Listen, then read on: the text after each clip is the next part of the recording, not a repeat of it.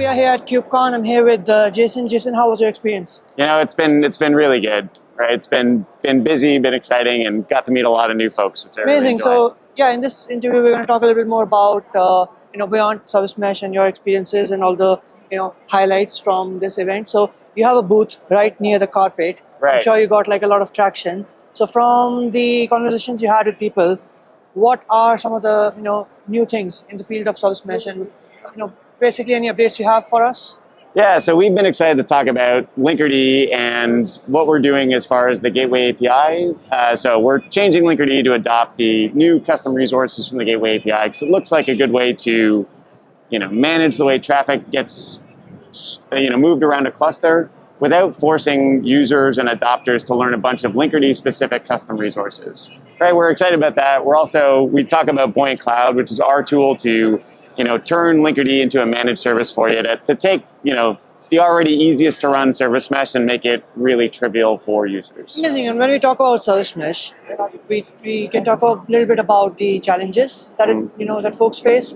So can you tell us a little bit more about how Buoyant is addressing those challenges? Yeah, so like the main problem that a lot of service mesh users run into is that for folks that are used to things like Istio or other Envoy-based meshes, right, it's really complicated and involves custom resources, is resource intensive when you've got this kind of bloated proxy. So Linkerd in general, we just don't make you use custom resources to get the benefit of your service mesh. And we run a really lightweight proxy written in Rust, which takes care of the performance issues that a lot of folks see.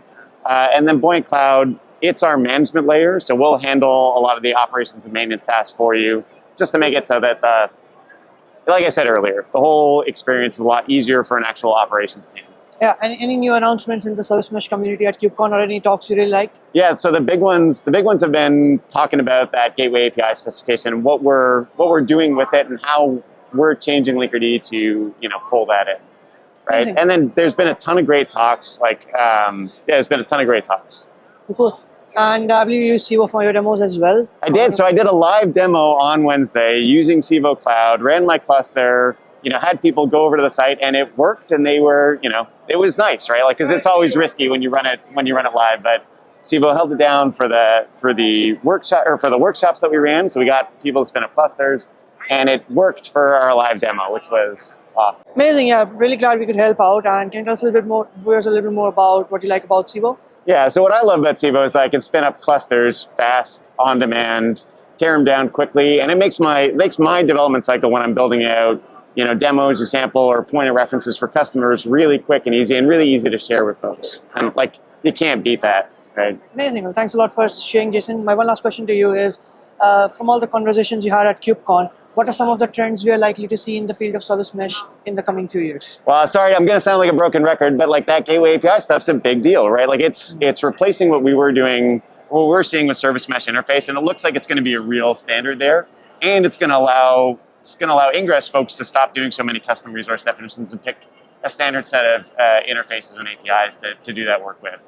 So we're really optimistic about what that brings, both for the Ingress world and for the service mesh world. Amazing. Well, thanks for sharing, Jason. Yeah, thank you. Appreciate it. Thanks everyone else for watching. To learn more about service mesh and Linkerd, check out the links in the description.